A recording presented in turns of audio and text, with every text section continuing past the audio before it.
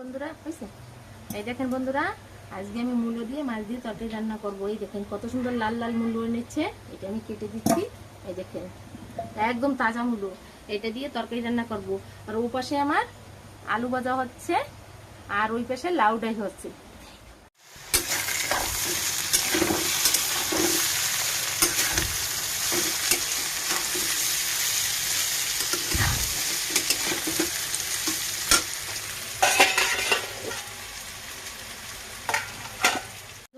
মূলো কেটে ভালো করে ধুয়ে নিয়ে এসেছি। আর এখানে হচ্ছে আলু ভাজা, একটু পেঁয়াজ কেটে ভালো করে আলুটা ভাজা হচ্ছে। আর এখানে আমি লাউ ডাল রান্না করেছি,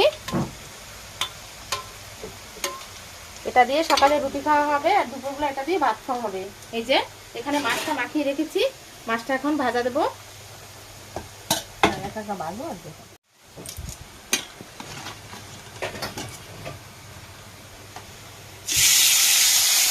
মাছটা ভেজে নিচ্ছি। একসাথে দুইটা রান্না আমার হয়ে গেছে। আমি প্রায় সময় দুটো ছিল একসাথেই ধরাই, তাড়াতাড়ি হয়ে যায় আমার।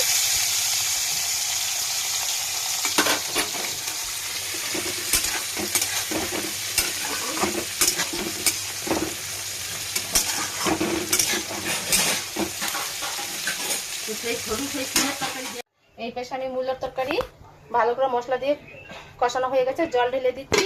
আর এই সাইডে হবে কুমড়ো শাক ভাজা। কুমড়ো শাকটা ভালো করে কেটে ধুয়ে নিয়ে এসেছি। তেল গরম হয়ে গেছে, আমি রসুন আর কাঁচা লঙ্কা একসাথে দিয়ে দিচ্ছি তেলের পরে।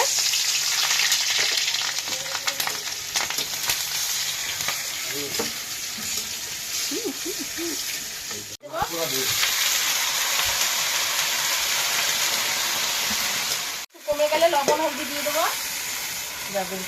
আমি তো দিচ্ছি না, শাকটা কমে গেছে, হলদি দিয়ে দিলাম। আর এই যে লবণ দিয়ে দিলাম, অল্প করে লবণ দেবো, বেশি হয়ে গেলে খাওয়া যাবে না।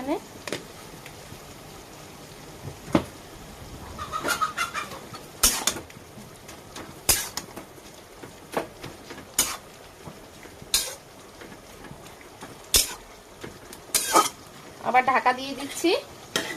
আর এই পাশে আমার মূলোর তরকারি টকবক করে ফুটছে, একই সাথে আমার দুটোটা রান্না হয়ে যাবে।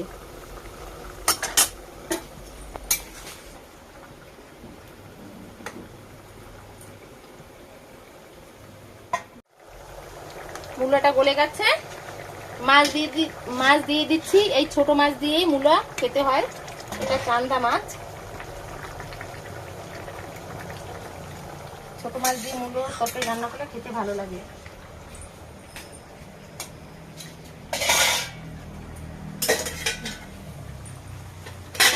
এই পাশে শাক ভাজা প্রায় হওয়ার মতন হয়ে গেছে।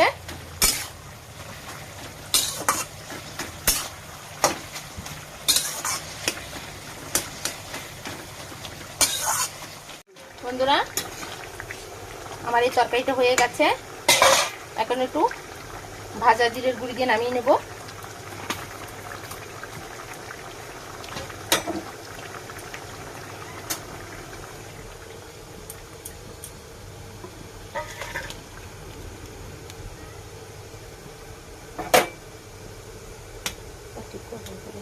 বন্ধুরা আমার 4 রকমের রান্না হয়ে গেছে।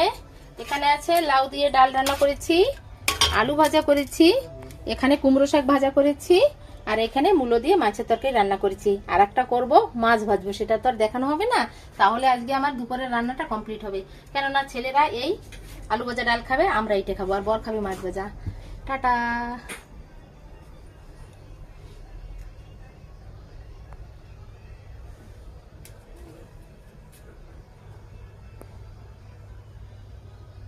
কেমন লাগলো বন্ধুরা আমার রান্নাটা? ভালো লাগলে লাইক কমেন্ট সাবস্ক্রাইব করে দেবেন।